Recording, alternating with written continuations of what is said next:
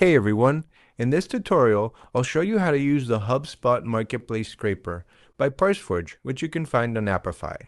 It's used to collect detailed app directly from the official HubSpot App Marketplace.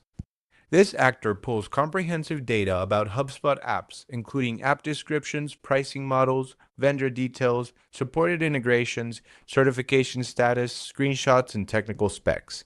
It's designed for teams that want structured visibility into the HubSpot ecosystem without manually browsing the marketplace. So, how does it work?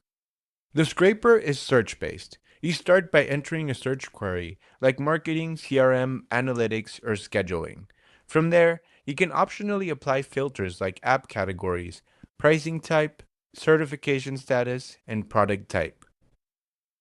In this example, I'm searching for marketing apps and limiting the results to 25. This is useful if you're exploring what tools exist in a category or doing a high-level market scan.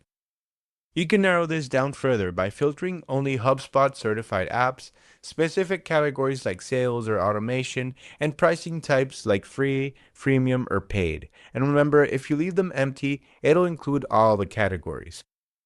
For this example, we'll leave them empty. And once you're ready, you just click Start. Now, we'll give the actor a few seconds to bring up the results. After the run finishes, all results appear in this dataset table on the Output tab. Each row represents a HubSpot app with structured data like pricing, install counts, vendor information, supported integrations, and certification status. You can download all this data into a CSV, JSON, or Excel file.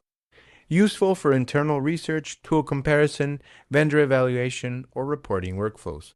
This scraper is ideal for businesses, developers, and researchers who want structured visibility into the HubSpot app ecosystem without manual browsing. If you have any issues, feel free to contact us. And if you like this actor, go ahead and leave us a review. Thank you.